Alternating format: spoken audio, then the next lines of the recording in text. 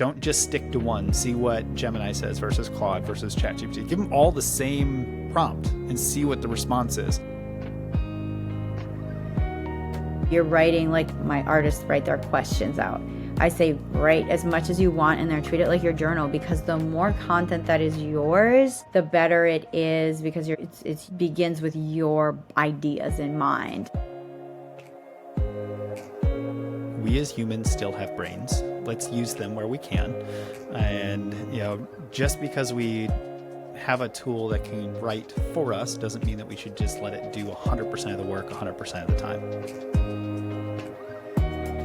This is definitely a nuanced topic that's gonna go through the fire and come out and refine and change. But yes, there is no doubt that AI is here.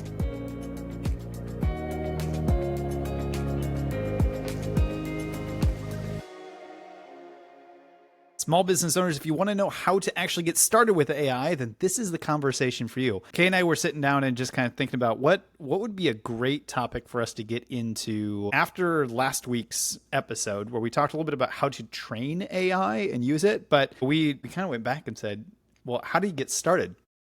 There's so many business owners out there that aren't like super techie, haven't really played in the space yet. So like, where do you even go to get started? So that's really what we're going to talk about today.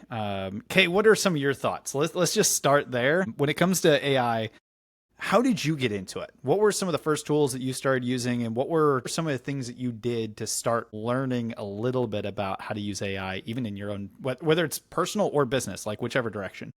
Oh yeah, definitely. Well, I started about, I think it was like 2 years ago now. I think it was, because I used it right away to help me with business, to work on business stuff. So I dove in on that direction actually first, more than even the personal stuff. And I kept it I was pretty technical about it. I was like, okay, help me write a sales script, or, just like things like that. I just got into ChatGPT and started typing things. I'm a podcaster by nature, so I just sort of talked to it like it was someone I'm interviewing a little bit. But you can kind of think of that, anybody, even if you're not a podcaster, you can think of like, just be very conversational with it. And so that's how I got into it. I got into it for business. And then not long after, I'd say maybe a year after, I found this really cool resource on Instagram, which I can show everybody. There's different ChatGPT prompts that are out there. So if you're looking for something specific, like this one here I have is chatgpt.prompts.pro, and they've got about like nearly 6,000 followers. But it's just like helps you write, like here's bio and hook rewriter, proof ready, offer prompts. So you can teach your ChatGPT work with you and create, say, a sales script or prompts like bio or hook rewriter. And they look kind of like this. So you're just on Instagram, and then they have like, you can scroll and get some content. Then some of them have courses you can buy, but there's a lot of free stuff.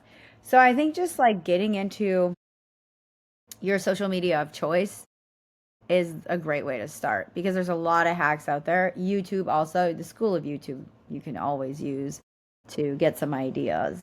Yeah, I love, you mentioned prompts a couple times. You mentioned prompts, and you mentioned ask it questions, which I think those are two things if you're just starting out, to kind of recognize these are some of the things to do. So I think maybe, first step is, if you haven't even played around with AI at all, go and create a free account on, I'm going to recommend all of the following, but at least one of them: ChatGPT, Claude, which is owned by Anthropic, Gemini, which is Google's version, or even Perplexity, which is kind of a combination of them all. But get all of them or one of them. Choose one. I don't think it really matters at this point which one you start with, but grab one of them, log on and create a free account. You do not have to go to the paid version yet. This is just, your first dipping the toe in the water type deal. But set that up first, and then, okay, you mentioned ask questions. I think, it can be so easy to step in and just be like, I need this thing, and then just do it for me, and I'll just take that and use it. Whereas if you really want to get good at using some of these tools or figure out how they're best going to be used for you, we got to ask it questions. We got to have a conversation with it, learn what types of prompts make the most sense. So finding, different accounts and things like that that have some ideas of different prompts to test out and learn, right? So you mentioned YouTube, you mentioned kind of some different courses and things like that. I had seen this and I thought it was a really cool way to learn some of these things. Once you start having your first couple conversations with one of these chat tools, ask it to create you a full course to learn how to use ChatGPT or Gemini or whatever else like that. Just say, hey, I need a course that's going to take 10 hours of time or 5 hours of time, whatever you want to put in there. Provide me a list in order of YouTube videos that I can go watch to learn this stuff. It will create you one for free, and you can just go and you can start to go through them all and start to learn how to use it, and then ask the chatbot questions about it. Hey, here's the transcript for this video. Tell me what are the key points. How do I understand this? I don't understand this piece. Tell me a little bit more. Break it down like I'm a 5-year-old. There's so many different ways you can do it to help you understand those things, but really, questions and conversation are a really important component if you're getting started with these things. You don't have to go to the crazy tools yet. Just start to use it and get comfortable with it.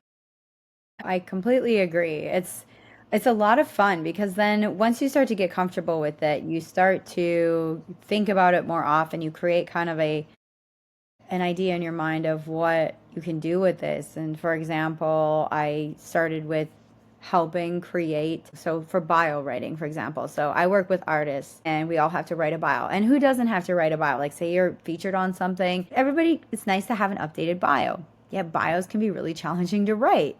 And so I had ChatGPT help me create a 3-page worksheet, which is now a workshop that I do to help artists, specifically music artists, write their bio without feeling like overwhelmed, like, oh, I have to write this 200-word thing. And instead, they have like 10 questions that they fill in. They write their own words. They focus on, just like almost, I said, like, treat it like a journal, treat it like notes, however you want to do it, but just write all those things. And then we go into the ChatGPT. So before we even touch the AI, we go through these questions, and majority of the content is already in their own words. And I think that was really huge. And then when we write, then they see this magic trick happen and it spits out a bio that sounds just like them. I'm like, well, it's your words in there. It just pretty much forms them to sound like a professionally written document. And so that's something that I've been doing with my artists.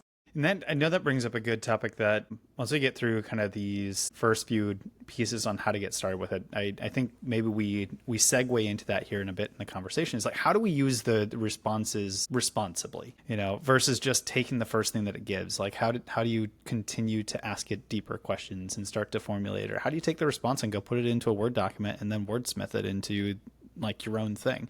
So I think that'll be a really important piece for us to go through. On the topic of learning it, so there was 2 things that I had written down that I wanted to kind of share. First one being, anytime that you're learning anything new, I'm a huge proponent of getting into the habit of using it frequently. So if you're just starting out with one of the chat tools or something like that, make it the first 5 minutes of your workday or something else like that. Just take a few minutes and make sure you use the tool. Ask it a question. Do something with it so you're just getting in the habit of using it consistently. That's like key number 1, because you got to get into that rhythm first. The second thing, and I was testing this before we jumped on to record this today, and I was like, well, why can't we use the tool to learn about the tool? So I literally created this prompt. I want to read it out to you, and then I'll give you some of the context of what it shared. But I typed in literally, pretend that I am a complete beginner to everything AI and I need to start somewhere. After downloading my first chatbot tool, such as Gemini, Claude, or ChatGPT, what would be the best way to start prompting and using the tool to learn more about how it can best help me? So if you want, take that exactly, go put it in, see what it comes up with. But I put this in and, it's like, welcome to the exciting world of AI chatbots. It's fantastic that you're diving in. And it goes through, a little bit of stuff here. And it says, here's, let's see, 1, 2, 3 phases to go through with with learning and getting comfortable. So phase one is getting comfortable and exploring the basics. So this is the first few hours or the first few days. Start with simple, direct questions, experiment with different tones and styles, and it gives a couple examples underneath each one. Use follow-up prompts to refine answers, which is a little bit of what we were talking about earlier. Give it a persona. Test its knowledge and creativity. But don't just take the surface level stuff, but actually test it a little bit, challenge it. And then phase two is discovering practical applications. So the next few weeks after you get comfortable with it, have it help you identify some of your needs, ask it how it can help you, give it a little bit of insight into the types of things or the type of work that you do. Apply the chatbot to specific tasks, whether it's for work or school or personal life, and provide it context and constraints. So give it some of the guardrails to go with and go off of. Break down complex requests. So that's all phase two. Phase three then is advanced exploration and understanding its limitations, which is really an ongoing thing, but asking for explanations of its own process. Again, don't be afraid to challenge it. Test for factual accuracy. Experiment with iterative prompting, and then explore different chat tools. Don't just stick to one. See what Gemini says versus Claude versus ChatGPT. Give them all the same prompt and see what the response is. So I thought that was kind of a neat way to test. If you need like a minimal first step, download or sign in, create an account for one of these chatbot tools, and then take that exact prompt that I read out to you, plug it in, and then just follow the instructions and start to learn from there. So there was two very simple things that I thought would be useful for the audience. Definitely. Those are great thoughts for how to use them, because they all are slightly different. I've only dabbled in two so far, but a friend of mine dabbled in Claude while we were on the phone together. And that one is it's got a big personality, I would say. Like, they put a lot of personality into Claude from what I could tell. And then, you can kind of, just have fun with it. Yeah, have fun with it. Don't be scared of it. Just make it fun and test the waters, and also have food for thought conversations with other people using it. Recently, I was at a roundtable discussion where it was a variety of different businesses, executives, and how they are using AI and how they're teaching their employees not to worry about, it would be like an enhancing their job situation. So there's a lot of ways. I think we're in obviously in the infancy of using it on the mainstream scale and in work. And so it'll be interesting to see how that takes shape. But have conversations, like this. That's my biggest thing, is just talk to people about it. See what they're typing in. You can go online on your social medias and talk to people about it. But just explore. Yeah. I think most of it, I know ChatGPT does. I haven't, I think they do it. I have not personally tested it with the other two or the other couple here, but you can have a voice conversation too. Right. There's a button there you can actually click that, and you can just have a speaking conversation back and forth, which for many of you listening is probably the most natural way to start just testing and having a conversation. I know there was a team member of mine I was working with in the past and was working on role playing, going back and forth, but using the chatbot as the other person. So he didn't have to have, when somebody else wasn't available to do role play with him, he had like chatbot to be able to do that with him. Like, that's a phenomenal use case of it. So there's a lot of different ways to do it. But I do want to shift this into kind of that other part of the conversation. So we start getting used to using it, and it's giving us responses. And Kay, you mentioned it, that there's some refinement that sometimes needs to be done. Is this my words? Is this not my words? What's the ethics of that? What's the responsible use of that? So let's dig into that topic for a little bit on this conversation today. Yes, this is a good topic to think about. And I've heard multiple different takes on this. One, I was sitting at a panel for the music industry, and it talked about lyrics and those kind of things, like what's yours, what's not. I mean, you can pretty much write an entire song on ChatGPT now, or on different ones. But that isn't, then it's technically like, okay, where's that line of what's yours and what's not? And so I have a rule of thumb for any usage with it, is try to put as much content that's your own into it first. So you're writing, like my artists write their questions out. I say write as much as you want in there, treat it like your journal, because the more content that is yours, the better it is because it begins with your ideas in mind. So I think being mindful about it, and if there are questions that you do have, if something feels kind of irky murky or feels a little like, I don't know about this, I don't know how I'm using it, there are resources out there. Get advice on how to use it in the way that's going to be most beneficial to you. So I want to stay kind of on this vein, and then I want to take us in maybe a contrarian direction and kind of have some discussion. So the first piece is, when you've got these first iterations and trying to put your own words into it and things like that, I do think that's a really important piece. I had heard a couple other creators out there who use it for ideation, who use it for refinement, different things like that, but it's still their words. They may, speak words into existence. And it's just total brainstorm, and then use a tool like a chatbot or something like that to kind of formulate a couple different variations of that, and then take the one that sounds the most like them, that they like the best, and then put it into, say, a Word document, and then start to wordsmith it and refine it in their truly their own words. I think that's a really cool way to do it. But I know that offline we were talking a little bit about, sometimes content just isn't that good when all you do is just copy paste and plug it in. And there are some things that even I've noticed that chat tools tend to do. They'll get stuck using certain words. I think some of the ones that are dead giveaways and were like moreover and like things like that. Or they have the what's it called, the M dash or something like that, where it's like the two words are joined by the dash in the middle, but there's no space in between, and using a lot of over excessive use of emojis. Yeah. Different things like that. So I'm curious your thoughts on that before we get into maybe some contrarian thoughts that I think would be fun to just chat about. Oh yeah, definitely. Yes, I noticed that my ChatGPT is specifically, who has a very distinguished British voice, by the way. It is so funny how your different threads will actually pick up a different voice. And so yes, it'll say similar things. You'll start to pick up on it. And much like human beings, we have certain tendencies to lean towards certain words. So I just direct it. A lot of times it continues to learn from you, especially with the emojis. It was dropping emojis for pretty much every line that I was writing. And I just told it, write this without emojis. It starts to pick up on, okay, she doesn't like emojis. Or you could tell it use one emoji or something. But you can always shape it as it goes. If you see something you don't like in how it's responding, you can tell it that.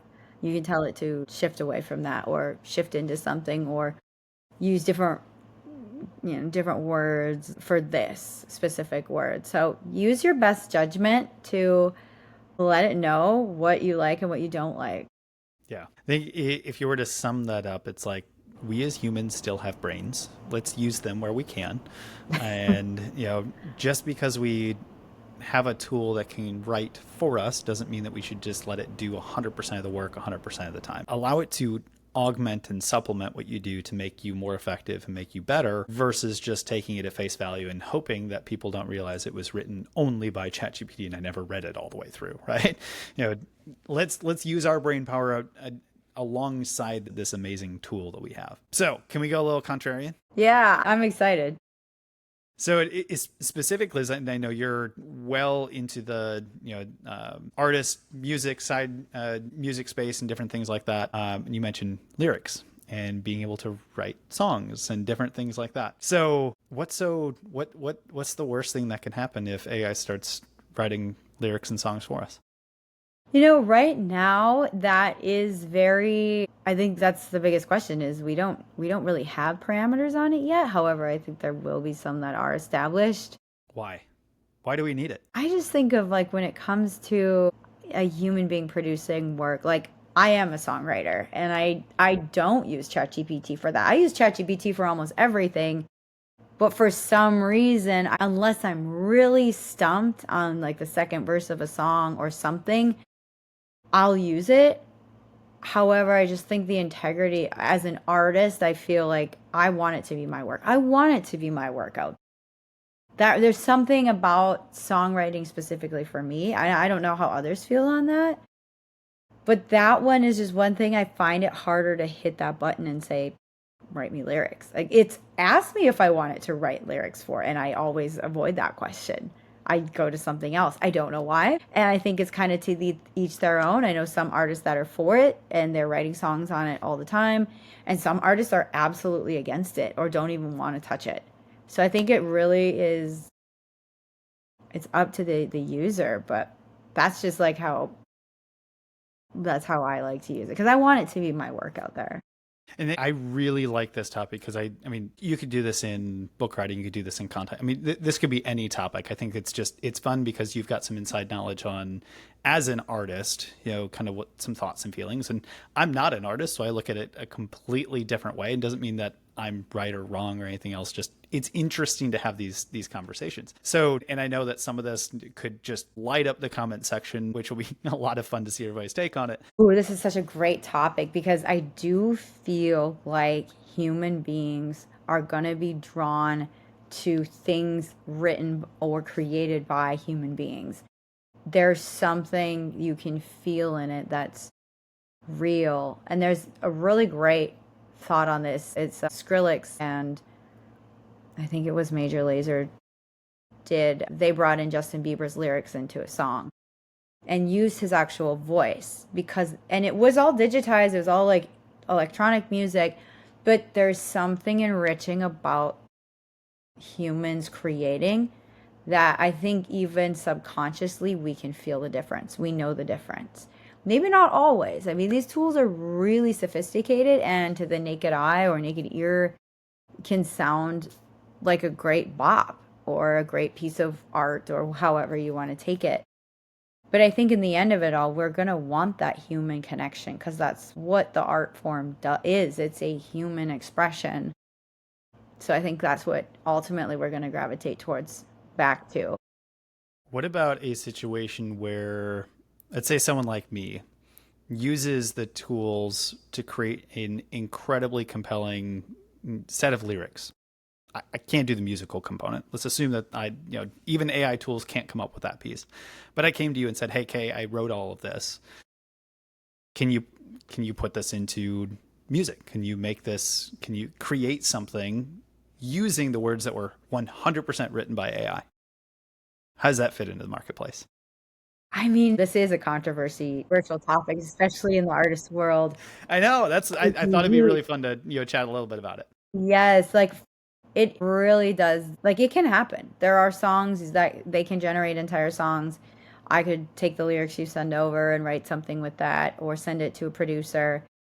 Yes, it's gonna happen. And again, I think it's something that we're gonna just have to trial and error everything and see where everything works. Right now, they are working on things. I don't know exactly. I'd have to source some more information on how, if there's anything even put in place legally in the music, especially in the music space. But yeah, I mean, it's gonna happen. It's gonna go out there, and we're probably gonna have some bangers and some one-hit wonders or something of that nature. But this also brings me back to a story of a song by Eric Prydz, "Call on Me," and that song was actually created by a member of Daft Punk and somebody else before Eric Prydz ever produced it. So what happened was Eric Prydz produced this banger that wasn't his, right? This is before AI, but this is the same concept of using not your own work. Well, after that, he stopped playing it.